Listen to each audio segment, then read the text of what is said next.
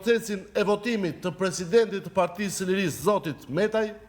ishte dakortësuar prej 2 ditësh me administratën e IEPV Jordan Misja, pas kërkesës së tyre që zoti Metaj të votonte sot,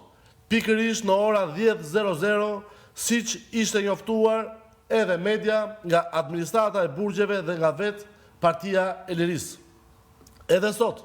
në kontaktet që kemi pasur me administratën e burgjeve, jemi njoftuar se në ora 10:00 mediat do të lejoheshin të merrin pjesë në procesin e votimit të zotit Metaj.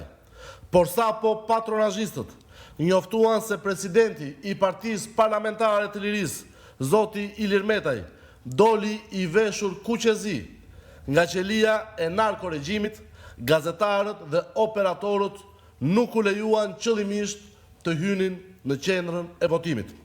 Ky është një rast flagrant i dhunimit të lirisë dhe të drejtave të njeriut. Sa kohë personave të dënuar me vendim gjykate u lejohet të flasin dhe të filmohen gjatë procesit të votimit, ndërsa presidenti të Partisë së Lirisë, e cila nga nesër do të jetë një parti parlamentare me 12 deputet, i mohohet e drejta të flasë para mediave dhe të përgjigjet interesimit të gazetarëve, i cili mbahet në izolim ekstrem pa fakte dhe pa prova penale, dhe edhe pse është i padënuar. Kreu i organizatës tmerrohet nga ngjyrat kuqezi në përgjithësi,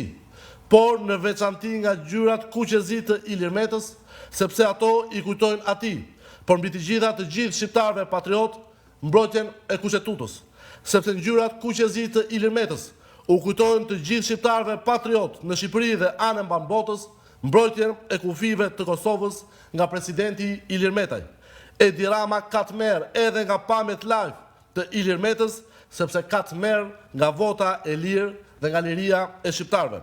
Kjo censur e qëllimshme dhe e urdhëruar nga narkoregjimi dëshmon tmerrin e Edi Ramës, tregon tmerrin e Edi Ramës nga 2 marsi kuqezi dhe tmerrin që Edi Rama ka nga populli kuqezi i 2 marsit, që sot do të vërshojë drejt qendrave të votimit